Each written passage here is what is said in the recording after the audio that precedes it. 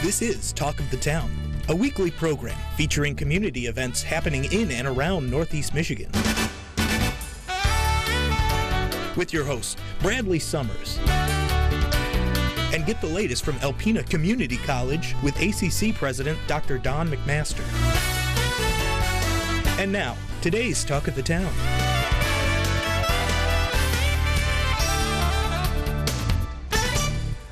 Good morning and welcome to Talk of the Town. I'm your host, Bradley Summers, and today I have my first guest, Stephanie Gondula from the Thunder Bay National Marine Sanctuary. Hi, Stephanie. Hello, how are you? Good, good. Thank you again for being here. Thank you.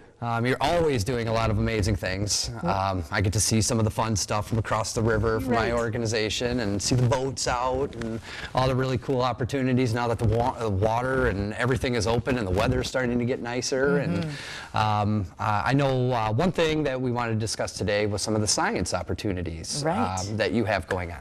Yes, a lot of science happening in the sanctuary, whether it's research and development, whether it's ongoing studies and monitoring, or science education opportunities. But now is the season for all of those things. And to start it off, we do have a couple of projects that we're continuing from last year. The first one I'll talk about is the freshwater acidification project that we're doing in partnership with NOAA's Ocean Acidification Program and NOAA's Great Lakes Environmental Research Lab. And pretty cool stuff, because it's really the first time that they're establishing a baseline of pH data, of acidification data in freshwater in the Great Lakes. We understand ocean acidification pretty well. It's been studied for over 30 years, but they haven't really taken a close look at what a warming planet means for our freshwater systems, especially these massive, 20% of the world's fresh surface water right here in the Great Lakes. So exciting stuff. We're going out and sampling, pretty simple sampling. We send that off then to the Ann Arbor lab where they analyze it for carbon, for alkalinity, dissolved carbon, all sorts of questions they're asking of these samples, and then we'll get the data towards the end of the season. Really cool part about this project is how we're able to engage the public and engage classrooms. So there's classrooms involved during the school year in analyzing the data and understanding what it means, and then we're doing some of the sampling on board the Lady Michigan, where everyday folks can come on and help collect the samples and understand the science that's happening in the sanctuary. So the biggest thing with the study of the acidification is really just to see what the changing, how the weather is changing the Great Lakes, or changing the environments, or the fish, or the aquatic life, and things of that nature? That's a great question, because it isn't readily understandable, really. We're talking about acidification. So what does that mean really for you, for me, for the ecosystem?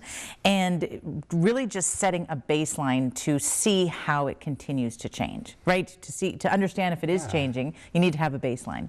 So that's what we're getting a really good handle on, is how a warming planet and how a climate changing affects our water systems, right? And there's many things that affect our ecosystem, the watershed, many human factors that do affect it. But we're getting a good handle on where it's at right now.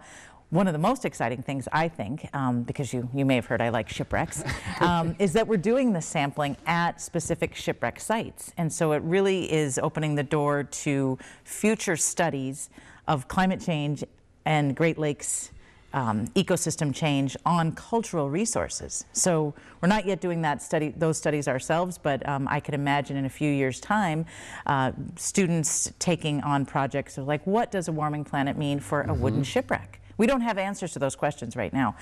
So just really setting the baseline of understanding our Great Lakes better so we can protect them better. Yeah, and I'm sure through the data that's analyzed and everything else, in the education process of this and learning from best practices with all the ocean research that's been done, I'm sure there's ways to potentially even combat some of these things, that the negative effects that acidification or some of these things can have on the environment. Well, certainly, and I think the big message here, and one of the reasons we really enjoy engaging with the thousands of people that come to the visitor center, is there are things that individuals and communities, and more importantly communities, can do to combat the effects of climate change. Simply, burning less fossil fuels, simply, thinking of different types of energy sources. And our students our future stewards are the ones leading these efforts, awesome. really, and they're going to be the ones making those things happen. So it's a great project. That's awesome. Well, I wish you good luck. Thank you. And it sounds awesome. Come out on the glass bottom boat and help us take a sample anytime. Oh, thank you. I will take you up on that. And then something else we wanted to discuss too was something you brought back pre-COVID is the ROV competition. That's right. So we haven't done the Great Lakes Regional Mate ROV competition since 2019. A few things, made us stop. But it's back in full force, and it was so fun. So it was Saturday, May 20th. We had 13 teams compete, most of them from Alpena area, but we had a team come from Detroit. We had a team come from Ohio. Came all the way up here to battle it out with robots that they built, that they designed and built, spent months and months working on these robots, and then undertook missions, very specific missions, in the Marine Technology Testing Tank, which you can see outside your window. Now, this is a massive tank. It's not just a little swimming pool where they're testing their robots. This is an 18-foot tank depth and 75 feet in diameter. 600,000 gallons of water. So it's kind of, I'm not going to say entirely real world, but pretty close to real world operation of these robots. And the skills that these students demonstrate for the judges, for the spectators is so impressive to see. Well, I'm always impressed by, the ability of your organization bringing people from outside the area in here. And, the attention it garners and all the wonderful things that it brings, to the northeastern niche up here is awesome. And, that's so great to hear that's come back. Yeah, we're proud to show it off, for sure. Yeah, it was in the news. It was all over the place. Right. And, we saw a lot of people, too, just, when I park my vehicle and just kind of look across, I see all this wonderful, the bevy of activity and just so many great things happening. Yes. One last thing before we wrap up today was talking about your visitor center. Yes, the visitor center, of course, open year-round, but now is when it really starts to get busy. So we'll have the Lady Michigan is cruising on weekends right now. On June 9th, it'll start daily tours, 3 cruises a day. So really no excuse to not go out into Shipwreck Alley and see the shipwrecks up close and personal from the Lady Michigan. If you've been out a number of times. Great. And so that's going to be happening. And then we also are continuing our lecture series. The next one is June 22nd. And then we have our regular programming with Detroit Public Television. This is all free, of course. And so every Saturday you can come see the latest public television programming in our big theater, which is nice. But that next lecture that's coming is going to be really interesting. June 22nd, like I mentioned, and it's Dr. Katie Skinner, who is out of University of Michigan. She is returning to continue her research in the sanctuary about artificial intelligence and programming computers to detect shipwreck sites in large area robotic surveys. So that's like, what? That's a mouthful, right? But what it is we go out and we survey, and we have all this data. I mean, so much data that it takes hours and hours and days for an archaeologist to comb through that data and see, was there a shipwreck there? Was that a rock? But if she's working hard to automate that and have the software comb through that tedious data, which is 99% lake bottom, which is fascinating data in and of itself. But not when you're looking for shipwrecks, right? You're looking for those sonar images that are like, wow, masts are standing, there's a shipwreck. And so if you can train the robots, if you can train the computers to do that, it really saves a lot of time. Wow. It's just incredible work that you're all doing over there, and we're so happy. I am just so amazed that we have your organization in our community and doing this kind of stuff. Well, and I'm not doing that one. I'm not. I love to go out and look for shipwrecks, but Katie, Dr. Skinner's the smart one that's out there programming the computers to do that, and so that lecture on the 22nd is one you don't want to miss. Well, thank you so much for all the updates, Stephanie. And as I always say, 8 minutes is never long enough for you and I to talk about all those wonderful things. Please stay tuned after the break for Don LaBar from the Alpena County Library. Welcome back, everyone. My next guest is Don LaBar from the Alpena County Library. Hey, Don. Hey, thanks for having me. Hey, thanks for being here. Yeah. We were talking just before the segment here that all the wonderful things that are going on at the library, the increase of young people coming in and some of the really cool opportunities. One of those opportunities is the Spark program. Yeah, so the Sparks program is an initiative by the Smithsonian and the Michigan Humanities, and it's bringing a Museum on Main Street program. And so Sparks Places of Innovation focuses about rural communities throughout the United States that have sparked innovation, that have made them unique. And of course, anyone that knows Alpina's history knows that it is 200 years of innovation that have made this community still exist today.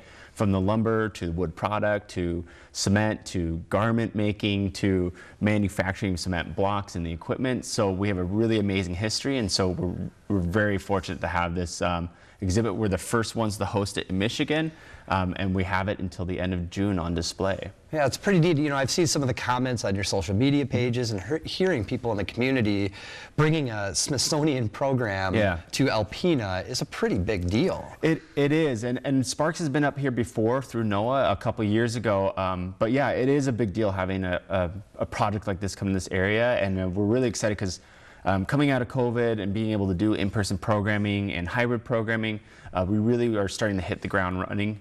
You know, we had David Sedaris just about a month ago, so we're really trying to bring and show people like this is what Alpena can be and bring. And so very fortunate. I'm not originally from the library world before I got this current job, and I'm just always blown away with what we're able to accomplish.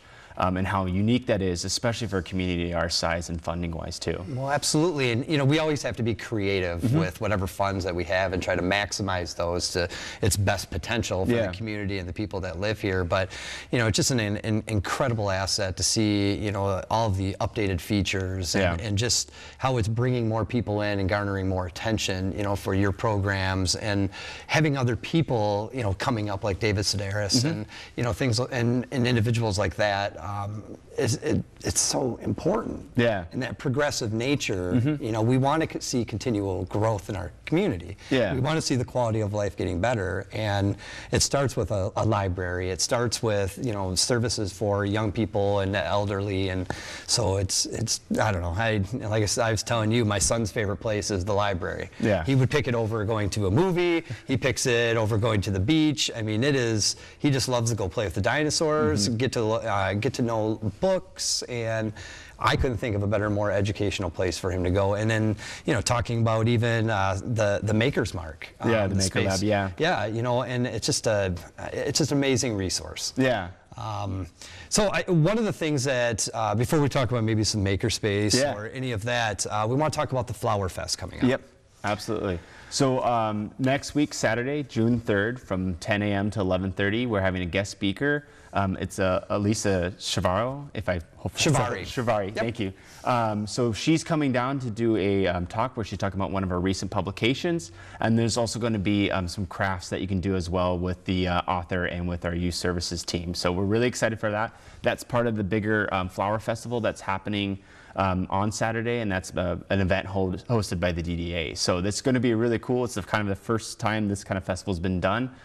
We did something kind of similar when the Ice Fest happened through the Thunder Bay Arts Council, and it was just wild how many people showed up for the book readings and all that stuff. So we're really excited to be able to kind of tie into an event and help out with that. And then we're also, on top of that, we're also doing kind of a special exhibit upstairs that will showcase if anybody's been around enough that they know this, the Linky Nursery. And so that's like a long, long history of being an active nursery and flower store and floral arrangements.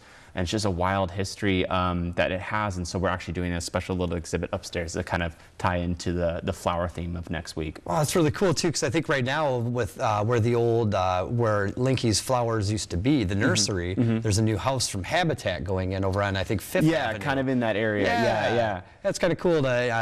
Ted was on last week, and we were talking about some of the newer, you know, the buildings that he's putting up, and it's kind of cool to relate those two things and some of the history in our community. Yeah, absolutely. Because I know when I first moved here, not being from even Michigan, you know, I have a little corgi, so we walk it all the time after work, and you walk it through, like, I wonder what the history of that building is. I wonder what the history of why is there an empty lot here that's so large? And then to find out, oh, well, you know, there used to be a nursery here, and it was here for years and years. It's just amazing what you can find out and going to the library to go find those answers. And so it's really cool that we are able to have that on top of also being able to do youth programming on top of hosting the Smithsonian. So kind of break our necks because there's so many things going on at the library. So it's just a matter of getting on our event page on our website, alpenalibrary.org, and seeing what's coming up, or tuning into our social media channels to see kind of the updated news that we got going on. You know, and it's always, you know, just listening to you talk to you, and one of the things that we just, you know, that hasn't really been brought up was the sense of community and family engagement too that these programs, I mean, with the Ice Fest, you know, and now the Flower Fest and these events, bringing people together and getting the community out and actively engaged with each other is extraordinarily important. Yeah. Especially coming out of COVID and exactly. coming out of all of this. Yeah, exactly. That was something that when we were in COVID and we were able, you know, fortunately to operate in some form, you know, we knew that right off the bat that coming out of COVID into a more safer environment and coming out of the renovation, we wanted to be, I always joke with my wife that your downtown is your couch of your community, right? That's where people centralize. That's where they come to be a community. That's where they get to showcase how amazing this community is.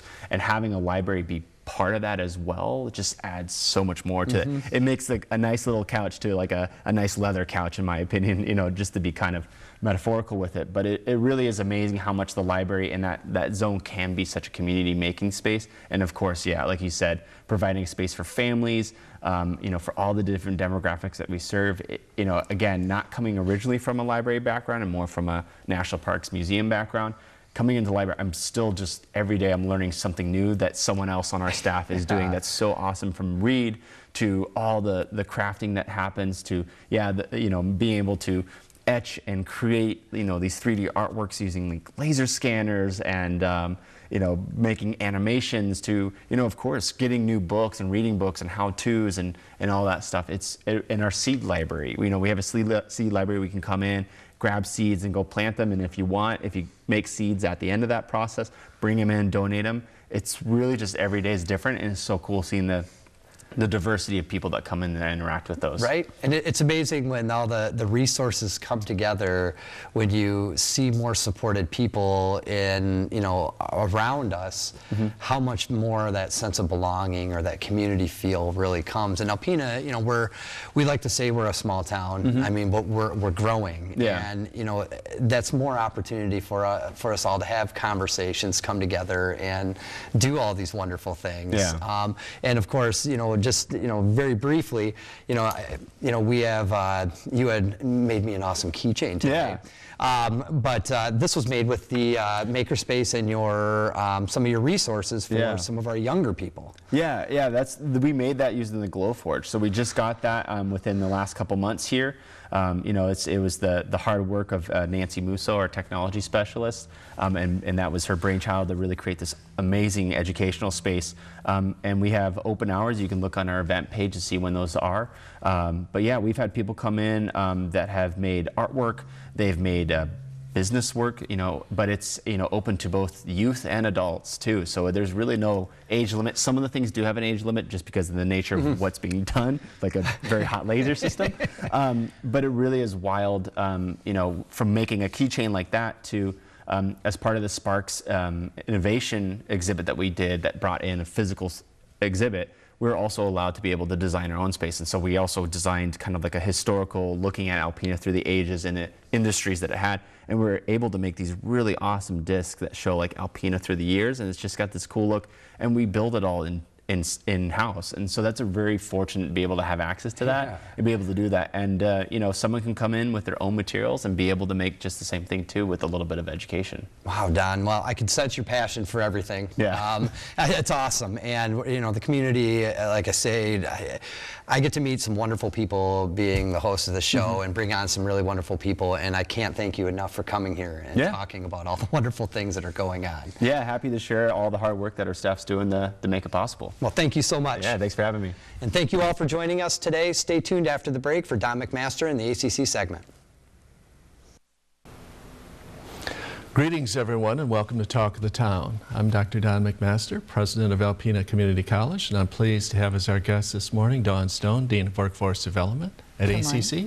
Hi, Don. Hi. Thank you for having me. My pleasure. You have many things going on in your domain.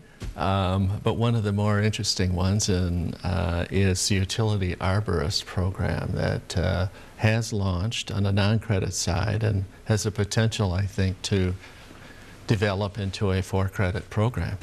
Could you speak to that? I agree. So the Utility Arborist program really is training folks to be able to do line clearance. So it takes some special skills, some special training to be able to remove vegetation around utility lines. You have to know some particular things about working on energized lines. For safety, some particular special skills, tree climbing for one, which is the most exciting part of it, of course. But we ran a program this spring. It's a 1-semester program.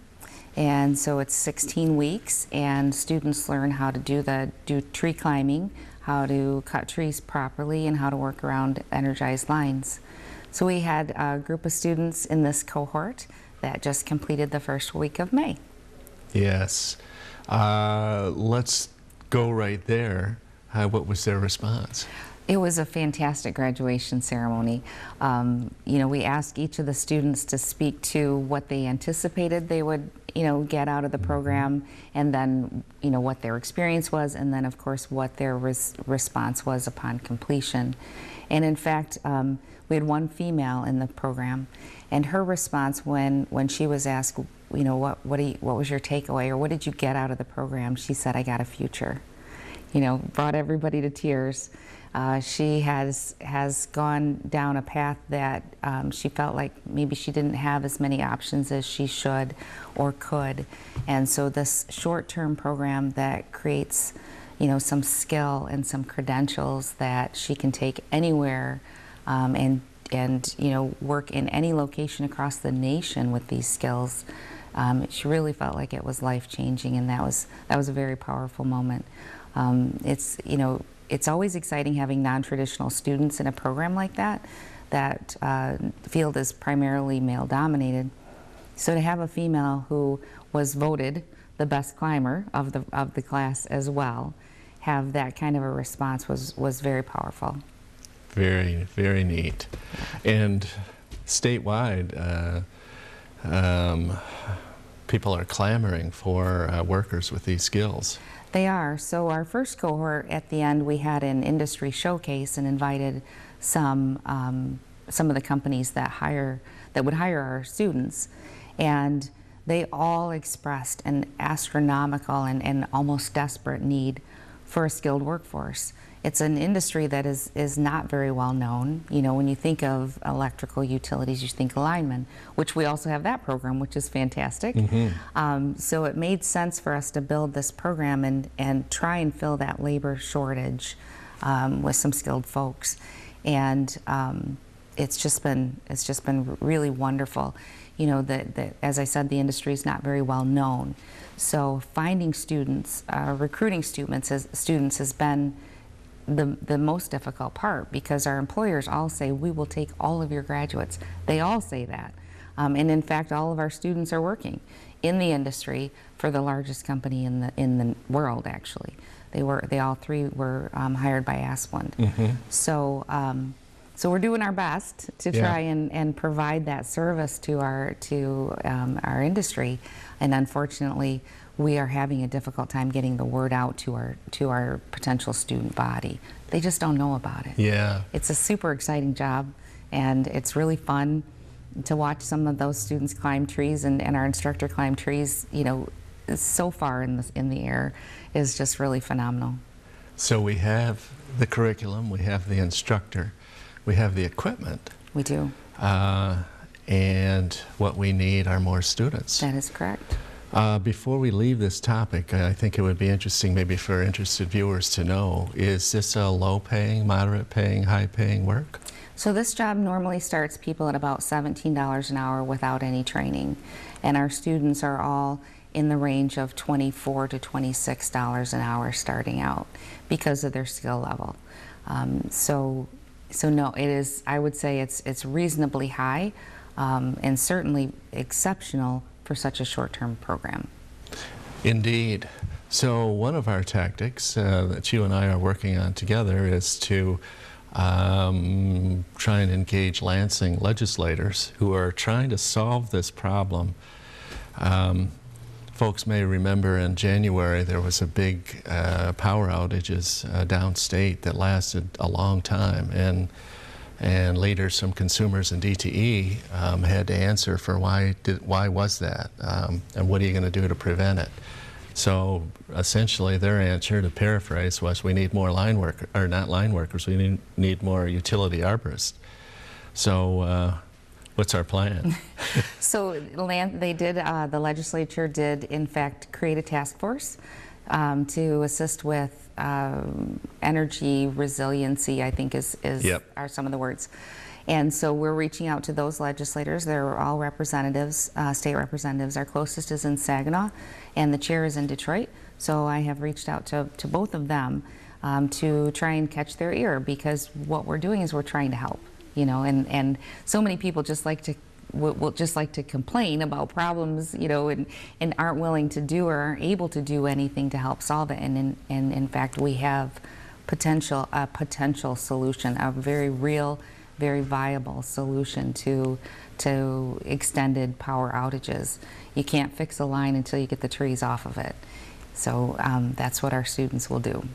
So we will, as they hold these listening tours around the state, we hope to be in attendance and say, hey, we're here. We, as you put it, and it's very true, we are providing a solution, not asking for them for funding to kind of hatch a solution. We have a solution in place. We do. Our program's fully sustainable the way it is, so long as we have, you know, about 10 students a semester, and our capacity is 15. So we'd be happy to be able to do that for our Michiganders. And we have about 45 seconds left. You had a very nice article in Country Lines magazine. Yes. Yeah. Share that a little bit. Sure. So Michigan Country Lines is the statewide magazine for all of our electrical co-ops. So Prescott Electric Gas, Great Lakes, etc. And they picked up an article that we helped them write to be able to show their customers what an arborist is, and to remind them that we do have this program, because it's only, you know, going to benefit all of us as community members. Yes, it was a wonderful article, and thank you for working on this program and what you do for ACC. Thank you. And thank you folks for watching Talk of the Town. We'll see you again next week. This has been Talk of the Town with your hosts Bradley Summers and Dr. Don McMaster. For a list of community events taking place in Northeast Michigan, please visit our website at WVKB11.com and click on our community link. This has been a Thunder Bay Broadcasting Corporation production. All rights reserved.